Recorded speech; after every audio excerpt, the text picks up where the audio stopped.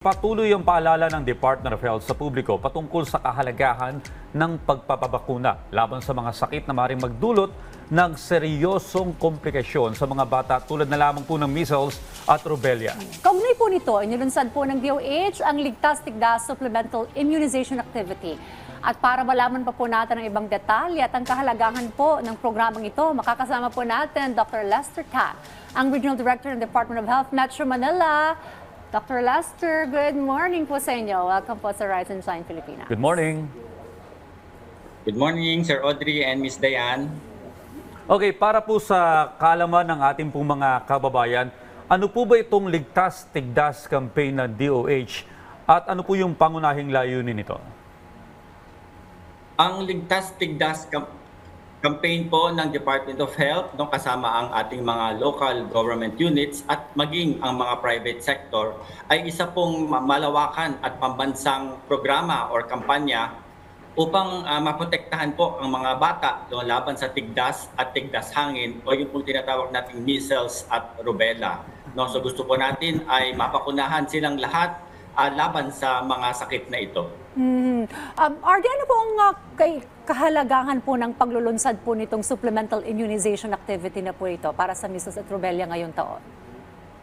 Opo. Ang measles at rubella supplemental immunization activity o yung Ligtas-Tigdas campaign po natin na isasagawa ngayong Hunyo, darating na Hunyo, ay ito po ay naglalayo na mapataas po natin ang vaccination coverage dito sa ating bansa, no? Hindi lamang po dito sa National Capital Region, maging sa buong bansa po ito isasagawa, no? Naisagawa na po ito sa Mindanao noong February at ngayon po June, no, sa NCR naman po, at sa iba pang panig po ng Luzon at Visayas ay gagawin naman ito sa August. At gusto natin, no, ay mapataas 95% ang vaccination coverage natin sa buong bansa.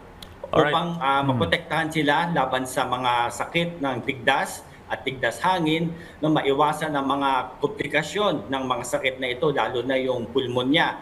At of course, maiwasan yung pagka-ospital at ang pagkamatay. Alright, Doc Lester, sino po yung mga kwalipikadong mabigyan ng mga bakuna? Mayroon po bang age range na sinusunod?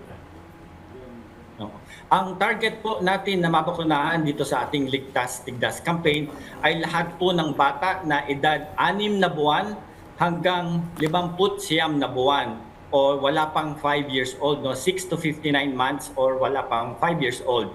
At lahat po yung bata, no, kahit po nabakunahan na po sila noong mga nakaraang buwan o nakaraang taon, ay nais po nating mabakunahan ulit sila upang dagdag protection po ito sa kanila.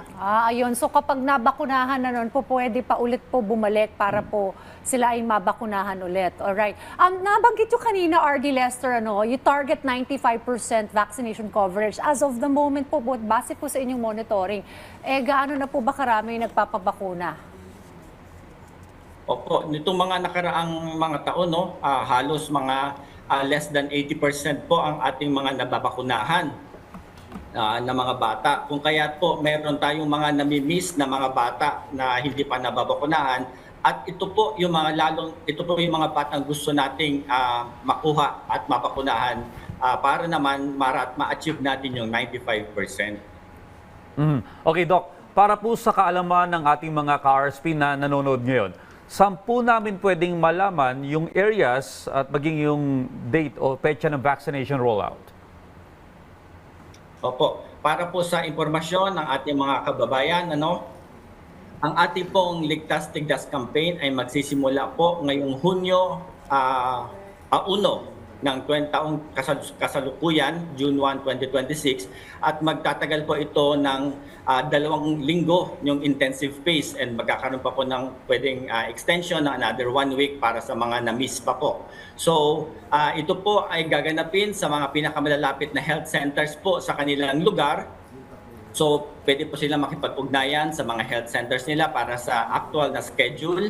Subalit pwede rin pong maglagay ng mga temporary vaccination sites po sa iba't ibang lugar, tulad po ng mga basketball court, sa mga barangay hall, sa mga daycare centers, no? So hindi lamang po limitado sa health centers ang pagbabakuna. So pwede po sila makipag-ugnayan sa kanilang mga barangay health workers at mga health centers para po sa schedule ng pagbabakuna sa kanilang lugar.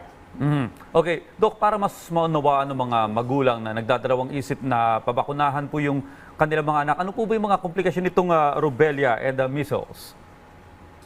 Ang pinaka-delikado pong komplikasyon nitong tigdas ay ang pulmonya. No? Karaniwan po, na-hospital po yung mga bata na nagkakaroon ng komplikasyon sa tigdas at minsan ay namamatay pa. So ito po yung ating iniiwasan na mga komplikasyon sapagkat ang tigdas po ay napiprevent po at ang bakuna po ang pinakapangunahing solusyon para ma-prevent po natin ang tigdas at tigdas hangin.